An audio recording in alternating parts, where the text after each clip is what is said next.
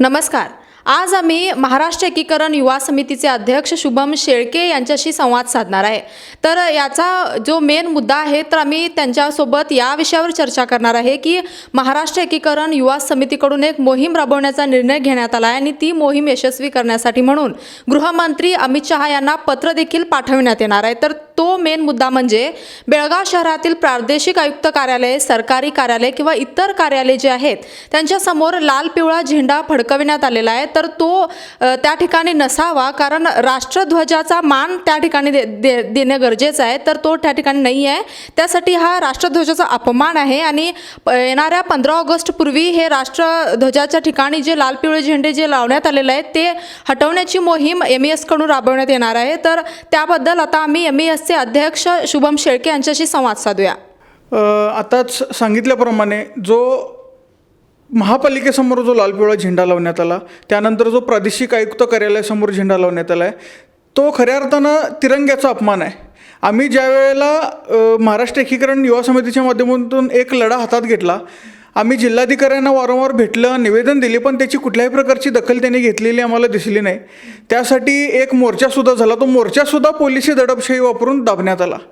आता कुठंतरी याची दखल केंद्रानं घ्यावी यासाठी हा आम्ही मुद्दा घेतला आहे आणि यातून स्वाक्षरी मोहीम घेत जास्तीत जास्त स्वाक्षऱ्या घेऊन ते पत्र गृहमंत्र्यांना पाठवणार आहोत, जेणेकरून ह्या तिरंग्याचा जो अपमान होतो, गृहमंत्री ठामपणे सांगत असतात की एक देश एक झेंडा, वन नेशन वन फ्लॅग, त्या माध्यमातून त्यांनी जो काश्मीरचा 370 कलम होता तो हटवून तिथंसुद्धा तिरंगा फडकवलेला आहे. मग कर्नाटकाला किंवा बेळगावला वेगळा न्याय का, हा प्रश्न त्यांना विचारायचा आहे मूळतः. आता सर बघा, आता हे कर्नाटक आहे म्हणजे कन्नडिगांची संख्यासुद्धा जास्त आहे आणि भाषासुद्धा तसं. मग त्यांच्याप्रमाणे त्यांना वाटत असेल की इथं लाल पिवळा झेंडा जास्त गरजेचा आहे असं म्हणून. मग बाकीचे मराठी भाषिक पण आहेत बेळगावमध्ये, मग त्यांच्याकडून सुद्धा काय पाऊल उचलायला हवं, किंवा कन्नड जे लोक आहेत, कन्नडिग जे आहेत, त्यांनी कोणत्या विचाराने कोणत्या हेतूने तो लाल पिवळा झेंडा त्या ठिकाणी फडकवत असतील? हे बघा, त्यांना तुम्ही जो गरज शब्द वापरला, लाल पिवळा झेंडा हा काही गरज नाही आहे. आणि कर्नाटकाच्या हायकोर्टाने निकाल दिलेला आहे की लाल पिवळ्या झेंड्याला कुठलीही अधिकृत मान्यता नाही आहे. ह्या देशभरात प्रत्येक राज्यात प्रत्येक जिल्ह्यात तिरंगा हा सुप्रीम राहणार आहे, सर्वोच्च राहणार आहे. आणि आम्ही ज्या वेळेला मराठी माणसं किंवा महाराष्ट्र एकीकरण समिती असू देत, प्रत्येक वेळेला देशासाठी आम्ही एक पाऊल मागे घेतलेलं आहे. मागच्या वेळेला सुद्धा ज्या वेळेला आणीबाणी लावण्यात आली किंवा देशात ज्या वेळेला मोठी संकट आली त्यावेळेला महाराष्ट्र एकीकरण समितीने ही चळवळ पूर्ण थांबवून देशाला सहकार्य केलेलं आहे. त्या माध्यमातून जर तुम्ही या देशाचे नागरिक स्वतःला समजता, मग तुम्ही तिरंग्याला का तुच्छ वागणूक देता किंवा तिरंग्याचा अपमान होत असताना तुम्ही गप्प कसे बसू शकता? आणि खास करून कन्नड संघटनांना माझी विनंती आहे, आम्ही जरी भगव्याचा आग्रह धरला, भगवा हा रामायण महाभारतापासून चालत आलेला आहे. भगवा ह्या देशाच्या त्यागाचं प्रतीक आहे. त्यामुळं तुम्ही खऱ्या अर्थानं जेव्हा राणी चन्नम्मा या देशासाठी लढल्या, तुमचे संगोळी रायांना ज्या वेळेला देशासाठी लढले त्यावेळेला त्यांच्या हातात लाल पिवळा नव्हता, त्यांच्या हातात भगवा होता. त्या भगव्याचा मान तुम्ही राखला पाहिजे. आता सर, याआधी कोणत्या कार्यालयासमोर भगवा ध्वज होता, पण ते शिफ्ट झाल्यामुळे आता ज्या ठिकाणी नवीन कार्यालय तिथं तो नाही आहे. मग याबद्दल सर काही पावले उचलली गेली होती, याबद्दल काही माहिती सांगा. महानगरपालिकेची जी जुनी इमारत आहे त्यावेळेला अधिकृतरित्या ठरावानिशी महापालिकेत ठराव झाला आणि तिथं भगवा लावण्यात आला. तो भगवा तिथं त्यांना काढता आला नाही म्हणून त्यांनी नवीन इमारत बनली आणि तो ठराव अजूनही तसाच आहे. तो कुठलाही ठराव तिथं रद्द किंवा तो ठराव संपलेला नाही आहे. अजूनही अधिकृतरित्या तिथं भगव्याचा ठराव असूनसुद्धा त्यांनी आम्हाला तो लावायला मज्जाव करत आहेत. त्यावेळेला असा तोडगा निघाला, जर कन्नड किंवा मराठी भाषिकांच्या भावना दुखवत असतील तर पालिकेवर फक्त तिरंगा देशाचा फडकत राहिला पाहिजे. आणि कुठल्याही प्रकारची ही जी समाजकंटक हे जे करतायत, ह्या प्रकारचे काहीतरी प्रकार करून सामाजिक तेढ निर्माण होऊ नये याची काळजी घेतलेली होती आणि आम्ही कधीही आमच्याकडून कुठलाही प्रयत्न केला नाही त्यानंतर. पण कन्नड भाषिकांनी आणि कन्नड संघटनांनी सुद्धा याचं भान राखलं पाहिजे. मग सर, त्यांनी लाल पिवळा जो झेंडा आहे तो त्यांनी त्या ठिकाणी लावतात आणि तिरंगा ध्वजसुद्धा महानगरपालिकेसमोर तिथं आहे. मग याला मान्यता असे का देण्यात येते सर, मान्यता असं की मराठी भाषिक पण आहे त्यांच्याकडून पण विरोध होऊ शकतो, अशी काही भीती वगैरे त्यांच्यामध्ये का नाही आहे? नाही, मान्यता त्यांना कोणीच दिलेली नाही आहे. हे सगळं काय म्हणतात ते पडद्यामागून चाललेलं आहे. एक तर जिल्हाधिकारी आपण जेव्हा म्हणतो ते एक IAS अधिकारी म्हणून तिथं बसतात. निपक्षपाती लोकांच्या समस्या सोडवणं त्यांचं कर्तव्य असतंय. त्यांनी ह्याच्याकडे कानाडोळा करून कन्नड संघटनांना पदराशी घालून त्यांनी त्या पदाचा अपमान केलेला आहे. कुठलीही मान्यता नसताना तुमच्या हायकोर्टानं तुम्हाला सांगितलेलं आहे की सरकारी ठिकाणी फक्त तिरंगाच फडकला जावा, तरीसुद्धा पोलीस प्रशासन ज्या वेळेला त्यांनी तो झेंडा घाळ झाल्यामुळं तो नवीन बदलायला आलेले त्या भागातले ACP त्याची गळाभेट घेऊन त्याच्या कानात सांगतात काहीतरी आणि तो माणूस तिथून निघून जातोय. म्हणजे ह्याला आम्ही काय समजावं? पोलीस प्रशासनसुद्धा त्या कन्नड संघटनांना पाठीशी घालत आहे आणि कुठंतरी मराठी भाषिकांच्यावर अन्याय होतोय अशी भावना मराठी भाषिकातून व्यक्त होते. मग आता सर तुम्ही जसं की म्हणता की पोलीस प्रशासनसुद्धा कन्नड संघटनांना साथ देतात, त्यामुळे तसं का असेल सर? का त्याच्यामागे म्हणजे कारण काय वाटतं तुम्हाला? नाही, नक्कीच त्यांनी आपली स्वामिनिष्ठा जपत आहेत. आम्ही मराठी भाषिक भारताचे नागरिक म्हणून स्वतःला समजतो, पण त्यांच्यासाठी आम्ही राज्यद्रोही आहे. आम्ही फक्त आमचे संविधानिक अधिकार मागत असताना आमच्यावर कुठेतरी राज्यद्रोहाचा ठपका ठेवला जातोय. ज्या वेळेला शिवसेनेच्या जिल्हाध्यक्षांच्या गाडीवर हल्ला झाला त्याच्या विरोधात तक्रार देऊन सुद्धा ते मोकाट फिरतायत. आम्ही फक्त त्याच्या विरोधात आवाज उठवला तर माझ्यावर गुन्हे घालण्यात आले वेगवेगळ्या प्रकारे. मग ह्याला काय समजावं? हे कुठंतरी चुकतंय असं आम्हाला जाणवतंय. मग सर आता तुम्ही थेट आता गृहमंत्र्यांना पत्र लिहिण्याचा निर्णय घेतलाय तुम्ही. मग याआधी असा कोणता प्रयत्न केला तुम्ही की बेळगाव प्रशासनाला आम्ही ते पत्र द्यायचं किंवा काही सांगायचा तुम्ही प्रयत्न केला? नाही, आम्ही तर आमचं असं ठाम मत आहे, महाराष्ट्र एकीकरण समिती म्हणून जिल्हाधिकारी कार्यालयात गेलेली निवेदनं ही कचऱ्याच्या डब्यात जातात. त्याच्यावर कुठल्याही प्रकारची आजपर्यंत ॲक्शन घेतलेलं नाही आणि यापुढे घेतील याची शंका आहे. त्यामुळं आम्हाला दुसरा पर्याय उरला नाही. आता देशाचे गृहमंत्री ज्या वेळेला ठामपणे सांगतात एक देश एक झेंडा, आम्ही कधीही कन्नड भाषेला किंवा लाल पिवळा असू दे किंवा कशाला विरोध केलेला नव्हता. आमचे कन्नड मित्र आहेत, आम्ही एकत्र बसून एका ताटात जेवतो, पण ज्या वेळेला आमच्या संविधानिक अधिकारांची गोष्ट येते त्यावेळेला आम्ही ठामपणे आवाज उठवणं गरजेचं आहे आणि त्या लोकांनाही वाटतंय की कुठंतरी आमच्यावर अन्याय होतोय. आता जसं की बेळगावचं जे पंतप्रधान नरेंद्र मोदींचं जे स्वप्न आहे स्मार्ट सिटी प्रोजेक्ट, ते बेळगावला सुद्धा लागू आहे आणि त्यासाठी करोडोंचा निधीसुद्धा बेळगावला मिळालेला आहे. मात्र त्याचा कशाप्रकारे उपयोग होत आहे किंवा दुरुपयोग केला जात आहे, तर याबद्दल शुभम शेळके सरांचं काय म्हणणं आहे आम्ही जाणून घेऊया.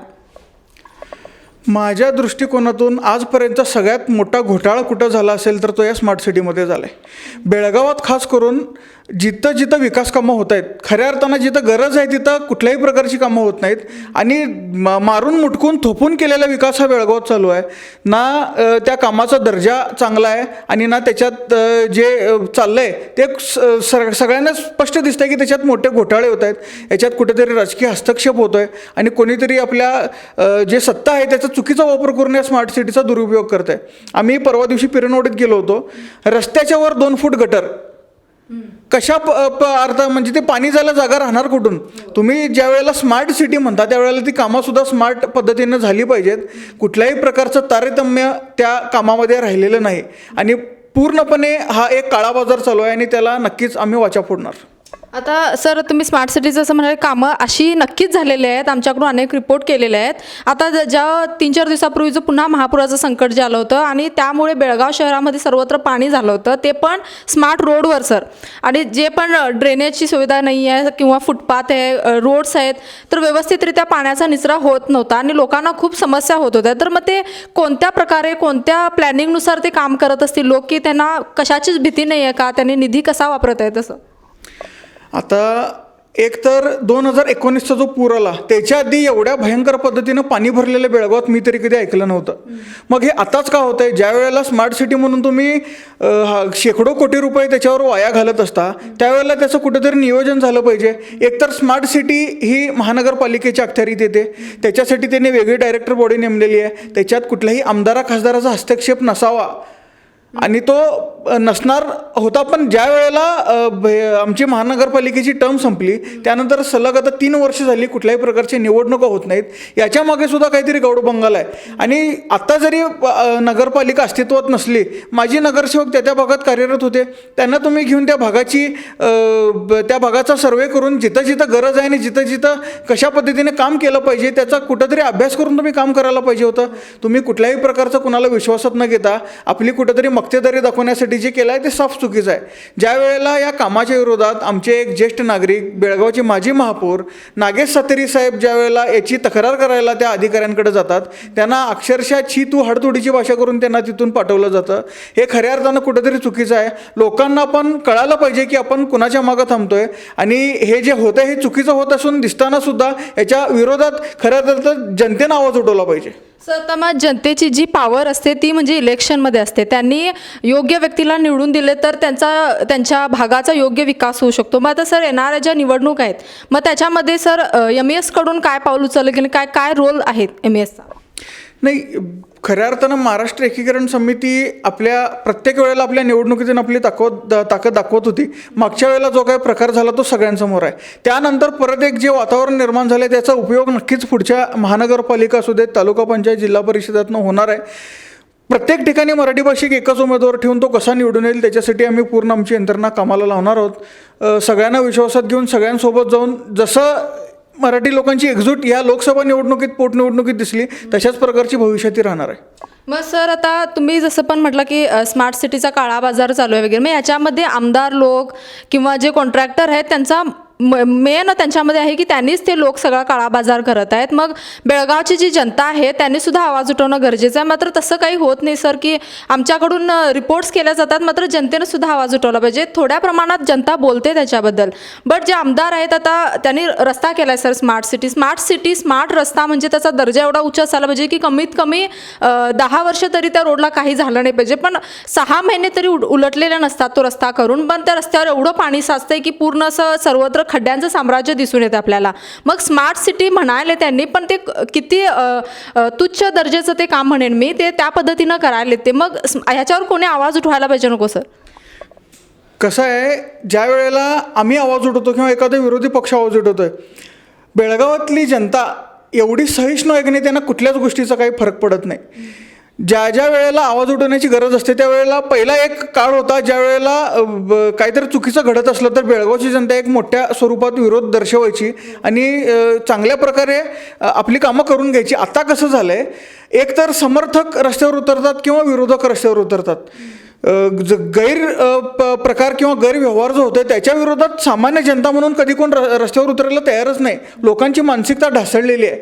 ज्या वेळेला काहीतरी चुकीचं घडतंय आणि मी तर म्हणतो त्यांच्या पक्षातली लोकंसुद्धा पुढे येऊन बोलली पाहिजेत की हे चुकीचं घडतंय आणि बेळगावचा एक सुजाण नागरिक म्हणून याच्यावर आवाज उठवणं जनतेचं कर्तव्य आहे. मग सर आता MES कडून विकासाच्या संदर्भात काय वाटचाल आहे? आजपर्यंत मला वाटतंय, जसं मला समजतंय, महाराष्ट्र एकीकरण समिती महानगरपालिका असू देत, जिल्हा परिषद असू देत, तालुका पंचायती आणि ग्रामपंचायती आणि बेळगावचे आमदारसुद्धा समितीचे असायचे. आजपर्यंत बेळगावचा जो विकास झाला आहे तो समितीच्या माध्यमातूनच झाला आहे. शहराचा विकास महानगरपालिकेच्या माध्यमातून होतो आहे आणि 1-2 अपवाद वगळता बेळगावचा महापूर हा मराठी आणि महाराष्ट्र एकीकरण समितीचाच राहिलेला होता. जो काही विकास काम आत्तापर्यंत बेळगावात झालेलं आहे ते समितीनंच केलेलं आहे. समिती जरी मराठी भाषिकांसाठी लढत असली, समिती सीमा लढ्यासाठी लढत असली तरी समितीने विकासाला कधी विरोध केला नव्हता आणि यापुढे सुद्धा समितीची वाटचाल तशीच राहणार आहे. मग तसं ते जे पण निधी आहे, जे पण लोकांच्या विकासासाठी, आपल्या शहराच्या विकासासाठी जो निधी दिला जातो ते भाजप कडूनच सगळं ते त्यांच्याच हातात येतोय तो पूर्ण निधी. मग त्यांनी त्याचा कसा उपयोग करत आहे असं वाटतं सर?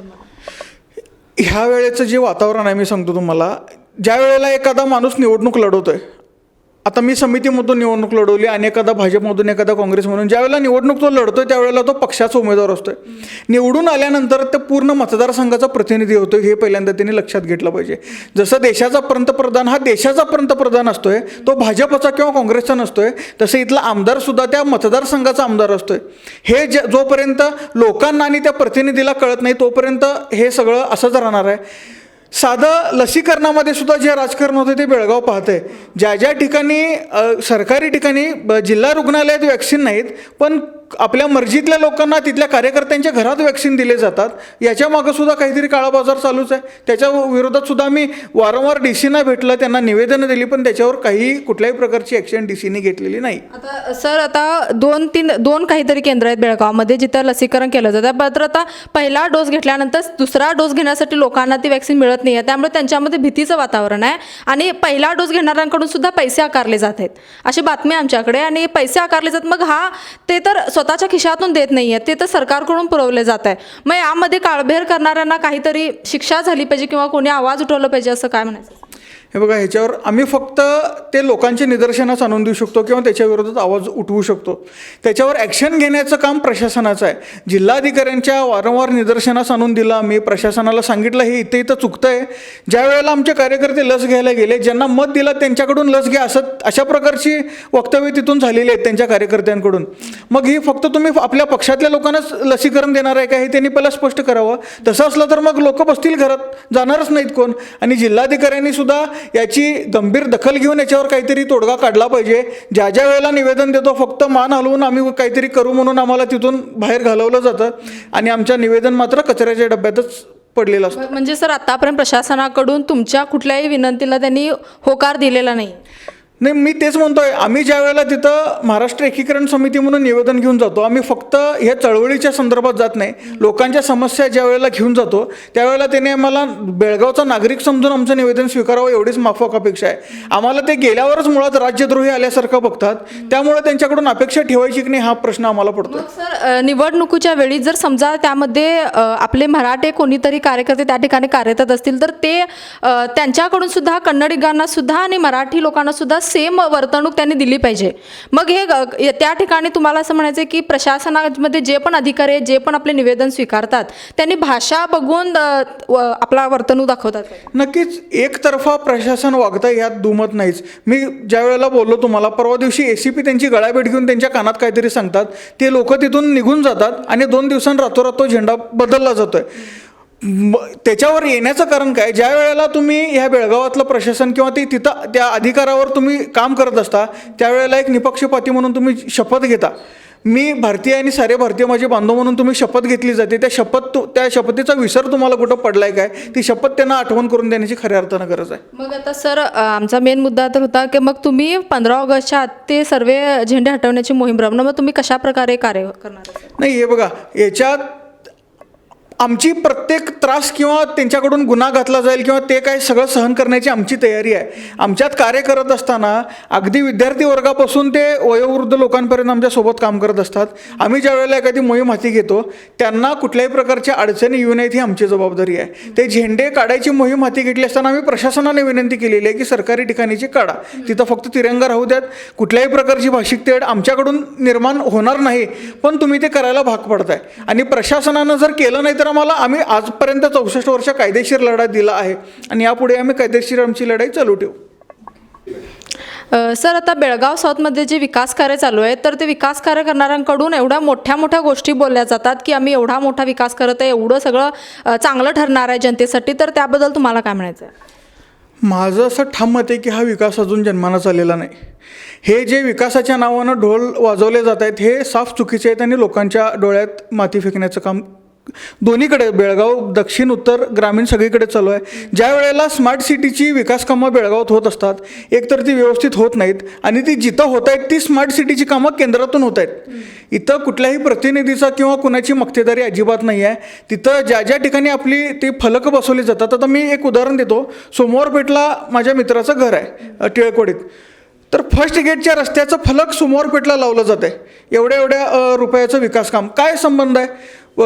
एकतर तुमचं बॅनर किंवा तुमचा वैयक्तिक फोटो लावून तुम्ही स्मार्ट सिटीचं कामकाज करणं एकतर ते चुकीचं आहे आणि त्यातसुद्धा सोमवारपेठमध्ये टिळक फर्स्ट गेटच्या रस्त्याचा जो तुम्ही उल्लेख करून घालताय, काय कशात काय? लोकांना असंच करून मूर्ख बनवलं जातं आहे. लोकांनी आता खऱ्या अर्थानं जागण्याची गरज आहे आणि हे जे होतं आहे हे कुठंतरी जनतेला सुद्धा कळतं आहे. जनतासुद्धा आता हुशार झालेली आहे आणि त्यांनी ह्या लोकसभा पोटनिवडणुकीत त्याचे परिणाम त्यांना दाखवून दिले आहेत आणि भविष्यात काहीतरी याच्यातून जनतासुद्धा बोध घेईल असा आमचा अंदाज आहे. जसं की तुम्ही पाहिला की MESचे अध्यक्ष शुभम शेळके यांचं असं म्हणणं आहे की विकास म्हणून फक्त ढिंडोरा पिटला जातोय, मात्र विकास केला जात नाही, फक्त दिखावा केला जातोय की मी एवढं केलोय तेवढं केलोय, मात्र त्यामागे काहीच विकासाचा हेतू नसतो असं त्यांचं म्हणणं आहे. मी पूजा मंडोळकर, कॅमेरामॅन महादेव पवारसोबत KNN city news Marathi, Belgaum.